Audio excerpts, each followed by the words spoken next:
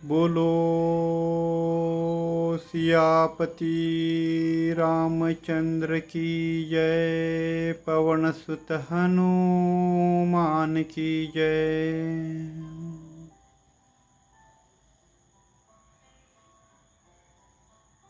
मैं नितिन भागवकर आप सभी सुनने वालों का हार्दिक स्वागत करता हूँ। जैसे कि अब हम जानते हैं कि हम आज हमारे सुंदरकांड के 7वें भाग में पहुँचे हैं। 6वें भाग तक हमने देखा था कि सीता माँ व्याकुल हो चुकी है, परेशान हो चुकी है और वो अपना देह त्याग करने का विचार कर रही है। उन्हें लग रहा है कि सारी गलती उन्हीं की है और जिसके वजह से त्रिजटा के समझाने के बाद भी वो बात नहीं मान रही है और अशोक वृक्ष से विनती करने लग रही है कि हे अशोक, तू तो सबका शोक हरने वाला है, तो तू मुझे ही आग दिला दे। चांद तारे सितारों को बोल रही है कि आप मुझे आग दिला दे ताकि मैं ये शरीर उस आग में भस्म कर दूं और अपना जीवन का अंत कर लूं। इस समय आप सीता माता का परिस्थिति सोच समझ सकते हो कि जब भी हम पर इस तरह की परिस्थिति आती है तो हम भी ऐसे ही सोच में चले जाते हैं। हमको लगता है कि अभी हमारे जीवन का कोई मकसद नहीं है, हमारी गलती की वजह से ये जीवन हम ख़त्म कर देते हैं। ये सारी परिस्थिति श्री हनुमान जी अशोक वन पे छोटा सा बंदर का रूप लेके बैठे हैं पेड़ पे और सोच रहे कि हमने अभी आगे कैसे करना, क्या करना। उनके मन के विचार चालू हुए हैं। सोरठा 12 से हम लोग अभी आगे बात कर रहे हैं कि श्री हनुमान जी के मन का विचार चालू है कि मैं कैसे प्रकट हूँ सीता माता को। ये रावण तो रोज आके कुछ ना कुछ साम दाम दंड भेद करके उनको वश करने की कोशिश कर रहा है।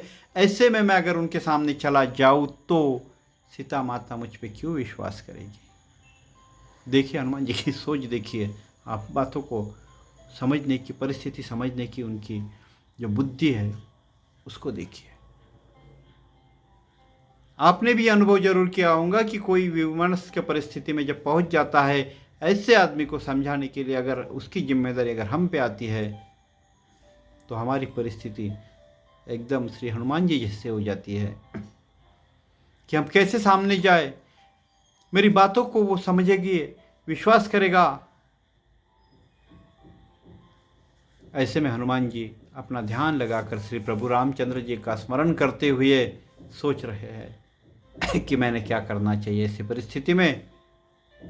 तो श्री प्रभु रामचंद्र जी की कृपा से उनके मन में एक ख्याल आता है कि मैंने जो मुद्रिका लाई थी, अंगूठी लाई थी, मैंने जो पहचान लाई थी सीता माता के लिए, क्यों न मैं वो पहचान उनको बताऊँ।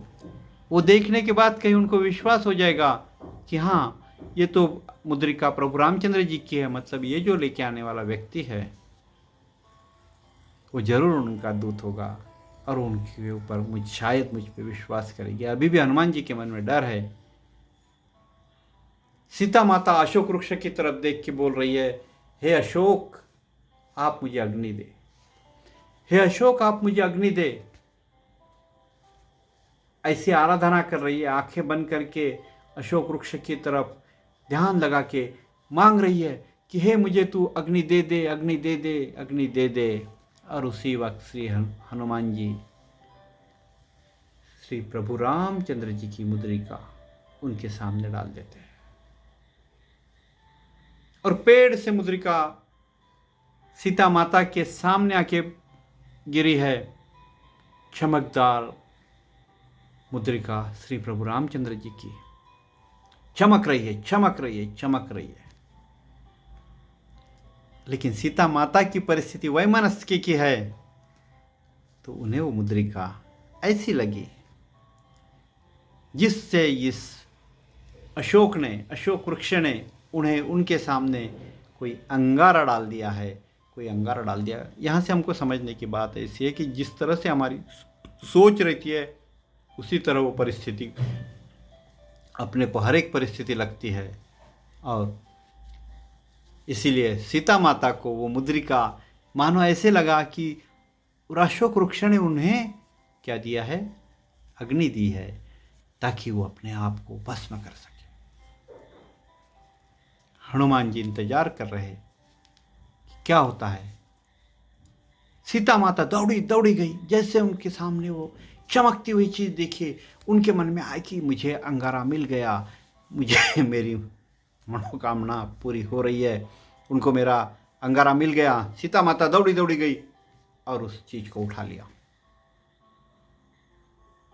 लेकिन देखती तो क्या था वो। तब देखी मुद्रिका मनोहर, राम नाम अंकित अति सुंदर। क्या देखा? अरे ये तो श्री रामचंद्र जी की अंगूठी है,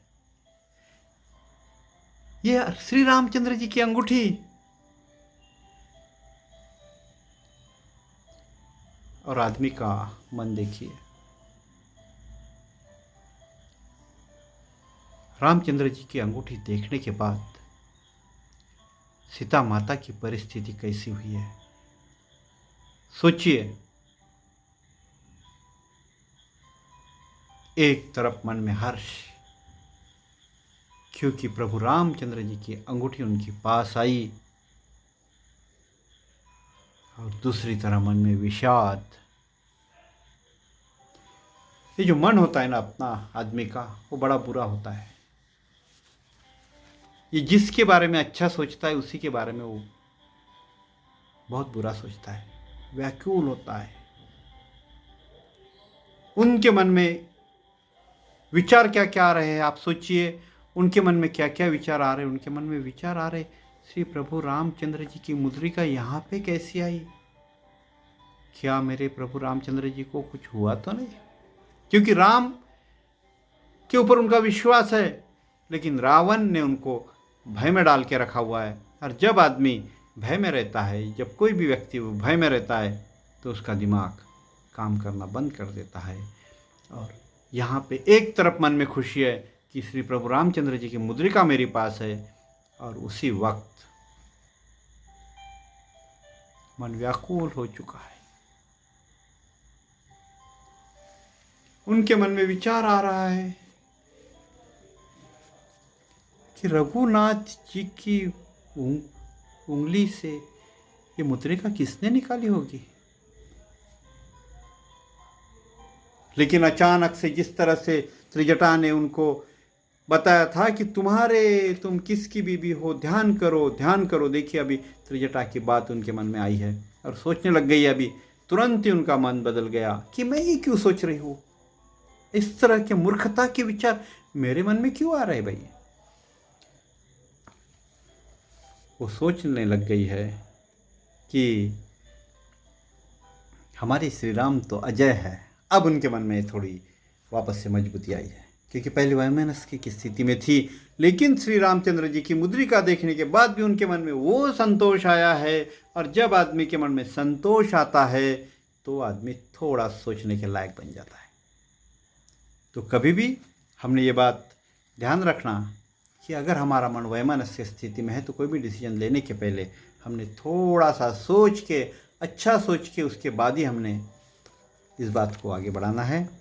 तो वो अंगूठी मात्र ने श्री सीता माँ का वैमनस्य को थोड़ा दूर भगा दिया, और सीता माता में एक पॉजिटिव एनर्जी आई है, क्योंकि अभी उनके साथ श्री रामचंद्र जी की वो अंगूठी है जो उनको विश्वास दिला रही है, उनकी शक्ति को विश्वास दिला रही है। और अभी तक वो जो सोच रही थी कि क्या प्रभु रामचंद्र जी को मेरा पता मिला भी या नहीं, तभी उनको विश्वास हुआ है कि प्रभु रामचंद्र जी को मेरा पता मिला है। बहुत सुंदर प्रसंग, बहुत सुंदर प्रसंग। सीता माता श्री रामचंद्र जी के विचार में, सोच में पड़ी है। और हनुमान जी अभी भी सामने नहीं आए हैं। हनुमान जी की बुद्धिमत्ता का कितना वर्णन करें। और हनुमान जी हमको ये सुंदरकांड का ये जो पाठ है ये हमको यही सिखाता है कि वे अलग अलग प्रसंग में आदमी ने कैसे कैसे तरह से बिहेव करना। एक तरफ सीता माता का वैमनस्य है, एक तरफ सीता माता का वैमनस्य है, दूसरी तरफ सीता श्री राम हनुमान जी के दूत, हनुमान जी श्री राम जी के दूत, उनके मन की स्थिति चल विचल है कि कैसे सामने जाऊँ, कैसे बताऊँ। उन्होंने अपना पहला परिचय दिया है। श्री राम की अंगूठी सीता माता के हाथ में है, रावण के ऊपर उनका शक अभी भी है कि क्या कहीं ये रावण की माया तो नहीं है। देखिए आदमी का विचार कैसे हो रहा, कभी कम होता है, कभी ज़्यादा होता है। कहीं ये रावण की माया तो नहीं है, कहीं उसने रावण ने माया से तो ये अंगूठी नहीं बना दी है। एक तरफ खुशी, एक तरफ विचार, एक तरफ विषाद, एक तरफ उन्माद, सारी चीज़ें में सीता माता की परिस्थिति है। अंगूठी मिलनी उसकी खुशी पहचान है। उसके बाद क्योंकि हमारा उनका जो शत्रु है रावण, वो कोई ऐरा गहरा नत्थु खैरा पर्सन नहीं था। बहुत ही जाना माना मायावी से लेके ज्ञानी सब था उसके अंदर। तो सीता माँ उसको जानती है कि हाँ ये कोई इतना ये भी नहीं, क्योंकि रावण ने आके सीता माँ को अपने बारे में सब कुछ बता दिया है, अपनी महत्ता के बारे में बताया है कि मैं कोई एकदम सादा मत समझना मुझे। हनुमान जी पेड़ पर बैठे अभी श्री रामचंद्र जी का चरित्र गा रहे हैं। जैसे उन्होंने देखा सीता माता भी थोड़ी सी ठीक हुई है, हनुमान जी ने पेड़ पे ही श्री रामचंद्र जी के गुणों का वर्णन चालू कर दिया, चरित्र चालू कर दिया, श्री रामचंद्र जी क्या है और श्री रामायण की संपूर्ण कथा शुरू से अभी तक की हनुमान जी पेड़ पर बैठे सुना रहे। दिख नहीं रहे, सीता माता के सामने नहीं आ रहे। और सीता माता अचानक वो ध्यान में लग गई। पूरा पिक्चर उनके सामने से जा रहा है, किस तरह हम लोग वन में पहुँचे, किस तरह श्री रामचंद्र जी ने कितने कितने असुरों का अंत कर दिया और कैसे कैसे हमने इस शूर्पणखा का नाक कटा और किस तरह श्री लक्ष्मण जी की थोरवी भी उन्होंने देखी है। पूरा पिक्चर उनके सामने देखिए, हनुमान जी का बुद्धिमत्ता का वर्णन कि अगर ऐसी कोई चीज़ होती है, अगर हमारे सामने कोई वैमनस्य स्थिति में कोई व्यक्ति आता है तो हमको उसके दुखों का संहार करने के लिए हमेशा उसके कुछ लाइफ में जो कुछ अच्छी चीज़ हुई है उसका भी बात उसको बताना पड़ता है। और यही बात हो रही है। हनुमान जी अभी तक सीता माता के सामने आए नहीं है, अभी तक सीता माता के सामने आए नहीं है। बहुत ही सुंदर प्रसंग है। 212 पर हम काम कर रहे हैं। अब सीता माता को लगा कि भाई ये सब जानने वाला कौन होगा, कौन होगा ये सब जानने वाला कौन होगा। बोले हे भाई कौन हो तुम, इतना सब सुंदर कथा आप मुझे सुना रहे हो, एक एक चीज मुझे याद दिला रहे हो, आप सामने क्यों नहीं आ रहे हो, सामने क्यों नहीं आ रहे हो बताइए।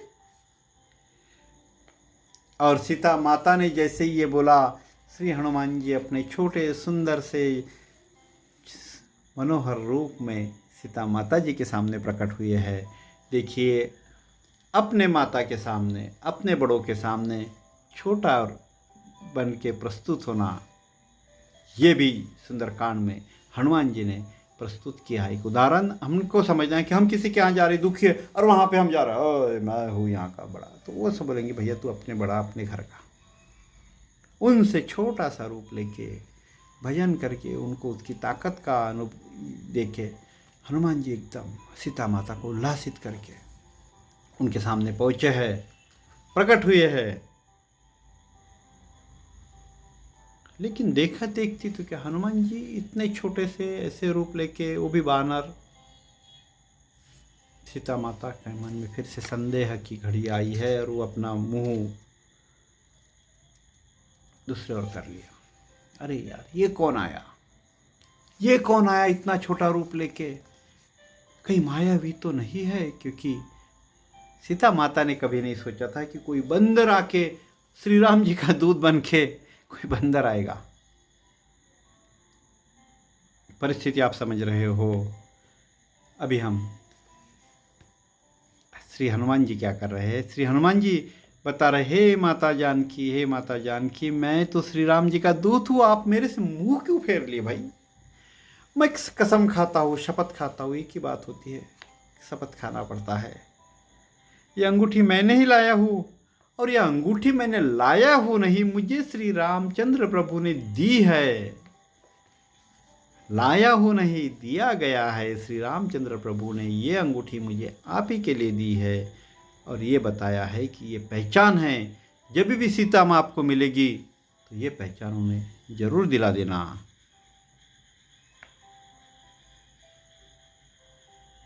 और अभी सीता माता उन्हें बोलने लग गई, कह रहे आप तो कपि हो, आपका और श्री रामचंद्र जी का कहाँ से संबंध हुआ? कैसे श्री राम प्रभु आपको जानने लग गए?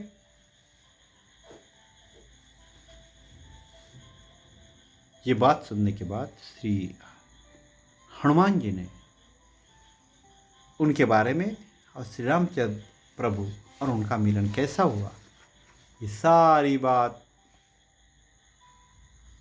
सुनाई है सीता माता को। और ये विश्वास दिलाने में अभी सफल हुए हनुमान जी कि मैं कोई मायावी नहीं हूँ, मैं कोई दूसरा कोई नहीं हूँ, बल्कि मैं सच्चा मुच्चा श्री हनुमान जी का, हनुमान श्री राम जी का दूत हूँ। और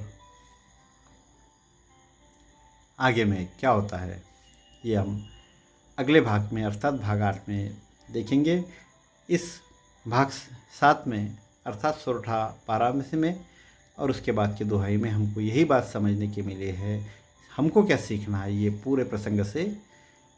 तो अगर हम किसी वैमनस्क स्थिति में हुए व्यक्ति के सामने जाना है तो हमारी पूर्व तैयारी किस तरह रहना चाहिए, हमें बड़ा होके जाना चाहिए कि हमें छोटा होके जाना चाहिए, और किस तरह हम उनको उनकी वैमनस्य स्थिति से बाहर निकाल कर ये विश्वास दिला सके कि मैं आपका दुश्मन नहीं बल्कि आपका साथ देने के लिए आया हुआ व्यक्ति हूँ।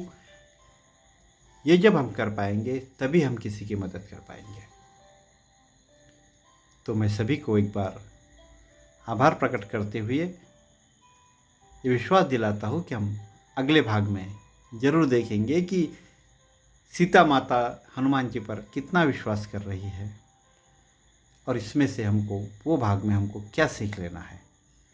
धन्यवाद। बोलो सियापति रामचंद्र की जय, पवन सुत हनुमान की जय।